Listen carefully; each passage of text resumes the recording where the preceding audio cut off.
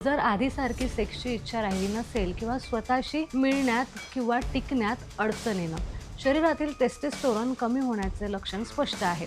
कारण टेस्टोस्टेरोनचं रक्तप्रवाह आणि nerve signal नियंत्रित करतं. त्यामुळे हे कमी झालं की शरीरात ऊर्जा कमी होते. नमस्कार मंडळी, मी सोनम. तुम्ही पाहत आहात आशा किरण हे यूट्यूब चॅनल. आज जी मी तुम्हाला माहिती सांगणार आहे ती संपूर्ण माहिती डॉक्टर मुंदडा यांनी लिहिली आहे.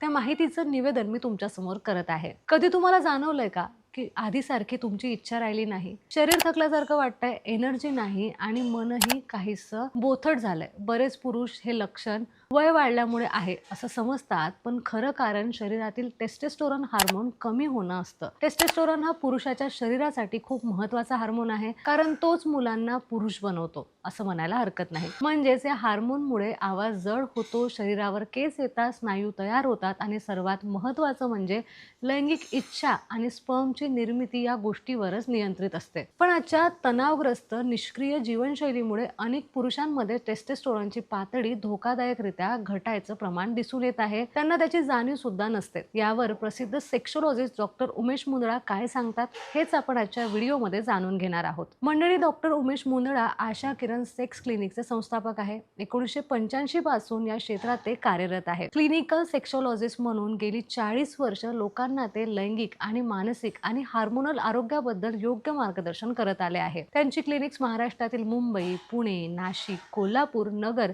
अशा अनेक शहरांमध्ये आहे. तर छत्रपती संभाजीनगर येथे आशा किरण क्लिनिकचं मुख्य शाखा देखील आहे. ते सोमवार ते शुक्रवार संभाजीनगरमध्ये असतात, तर शनिवार रविवार ते पुणे आणि मुंबईमध्ये रुग्णांसाठी उपलब्ध असतात. मंडळी, डॉक्टर मुंदडा सांगतात की टेस्टोस्टेरोनची पातळी घटण्यामागे फक्त वय नाही, तणाव नाही, तर झोपेचा अभाव, चुकीचा आहार, मद्यपान, व्यायामाचा अभाव अशा अनेक वेगवेगळ्या कारण देखील असू शकतात. अनेक वेळा काही औषधांचे दुष्परिणाम देखील कारणीभूत ठरत असतात. शरीर आपल्याला वेळोवेळी काही सिग्नल देतं, पण आपण ते दुर्लक्षित करतो. सर्वात पहिलं लक्षण म्हणजे लैंगिक इच्छेमध्ये घट येणं. जर आधीसारखी सेक्सची इच्छा राहिली नसेल किंवा स्वतःशी वेळ घालवायची इच्छा होत नसेल, तर शरीरातील टेस्टोस्टेरोन कमी होण्याचे लक्षण स्पष्ट आहे. दुसरं म्हणजे इरेक्शन मिळण्यात किंवा टिकण्यात अडचण येणं. कारण टेस्टोस्टेरोनचं रक्तप्रवाह आणि नर्व्ह सिग्नल नियंत्रित करतं. त्यामुळे हे कमी झालं की शरीरात ऊर्जा कमी होते आणि इरेक्शन टिकत नाही. तिसरं आणि अत्यंत महत्त्वाचं लक्षण म्हणजे स्नायूंचा कमकुवतपणा शरीरात जाणवणे. आधी तुम्ही जिम करत होता, पण आता कितीही प्रयत्न केला तरीही स्नायू तयार होत नाहीत. हे फक्त आहाराचं नाही, तर टेस्टोस्टेरोन घटीचं देखील चिन्ह असू शकतं. तर मंडळी, संशोधनानुसार ज्यांच्यामध्ये टेस्टोस्टेरोन कमी असतं त्यांचा मसल लॉस 3 पट जास्त प्रमाणात दिसून येतो. चौथं म्हणजे शरीरावर चरबी वाढणं, विशेषतः पोटाभोवती. टेस्टोस्टेरोन कमी झालं की शरीर चरबी जाळण्याची क्षमता गमावतं आणि त्यामुळे पोट सुतत जातं. यामुळे पुन्हा आत्मविश्वास आणि लैंगिक ऊर्जा दोन्ही कमी होते. काही वेळा पुरुषांना पेनिसचा आकार कमी झाल्यासारखा वाटतो किंवा टेस्टिकल लहान झाल्याचं सुद्धा जाणवतं. मंडळी, ऐकायला थोडं विचित्र वाटतं, पण हे सुद्धा हार्मोनल बदलामुळे होऊ शकतं.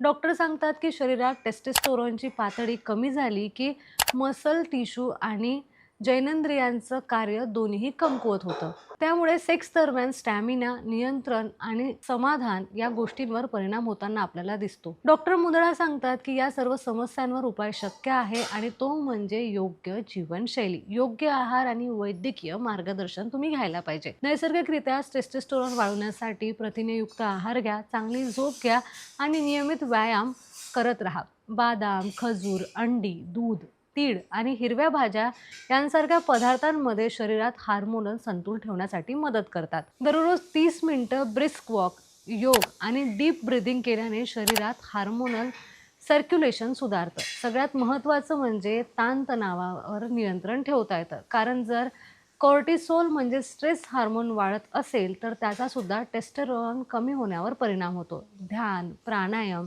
आणि योग्य झोप हे सगळ्यांचं उत्तर आहे. मंडळी, काही वेळा डॉक्टर टेस्टोस्टेरोन रिप्लेसमेंट थेरपी किंवा सप्लिमेंट देखील सुचवतात, पण ती फक्त वैद्यकीय सल्ल्यानेच घ्यावी.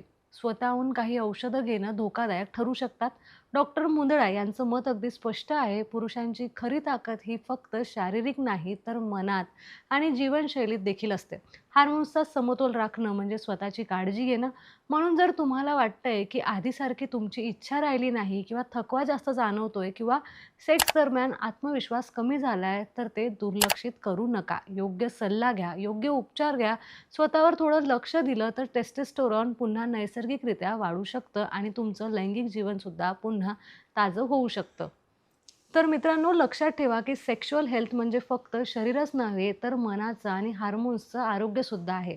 स्वतःची काळजी घ्या, शरीराची भाषा ऐका आणि गरज भासल्यास तज्ज्ञ डॉक्टरांचा सल्ला देखील घ्या.